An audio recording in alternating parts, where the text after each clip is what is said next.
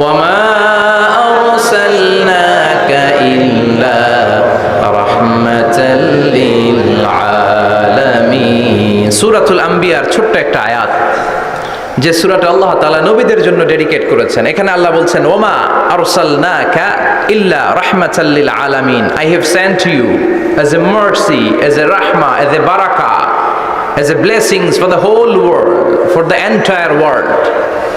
ও নবী, আপনি গোটা বিশ্বের জন্য রহমত। সুবহানাল্লাহ।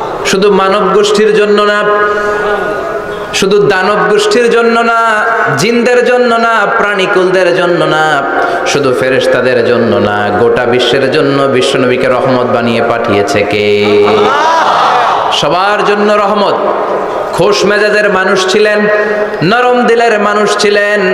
ফাবিমা রাহমাতিম মিনাল্লাহি লিনতা লাহুম ওয়ালাউ কুনতা ফাযযান গালিযাল কলবি লান ফাদ্দু মিন হাওলিক।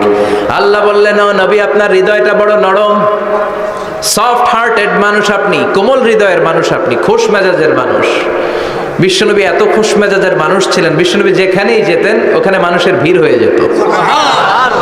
যেখানেই যেতেন পিছু পিছু লোকজন ছুটতো, কারণ খুশ মেজাজের তো, সফট হার্টেড, হৃদয়টা কোমল, ওনার সাথে কথাই বলতে মনে চায়, টাইম পাস করতে মনে চায়। আল্লাহু আকবার।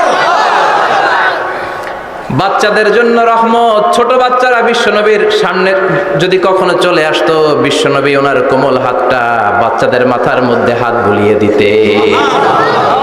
এমন কোন বাচ্চা বিশ্বনবীর সামনে দিয়ে ক্রস করতে পারতো না যে বাচ্চার মাথায় বিশ্বনবী হাত বুলাতেন না। নাতিদেরকে অনেক আদর করতেন। হাসান আর হুসাইন রাইহানাতাইন, বিশ্বনবীর সুগন্ধি। হাসান বিশ্বনবীর কোলে উঠলে সাইয়েদনা হুসাইন কোলে ওঠার জন্য কান্না করতেন, আবার হুসাইন কোলে উঠলে হাসান কান্না করতেন। আবার সাইয়েদনা হাসান বিশ্বনবীকে ঘোড়া বানিয়ে বিশ্বনবীর পিঠের উপরে বসে বিশ্বনবীর চুল ধরে টেনে টেনে খেলা করতে। বিশ্বনবী ঘোড়া, আর ঘোড়ার বাদশা হচ্ছে হাসান। সুবহানাল্লাহ পড়বেন না? কি খুনসুটি, কি সম্পর্ক! স্ত্রীদের সাথে ভালো আচরণ, কম্প্যানিয়ন্স যারা আছে সাথীদের সাথে ভালো আচরণ, সবার সাথে ভালো আচরণ, সবার জন্য রহমত।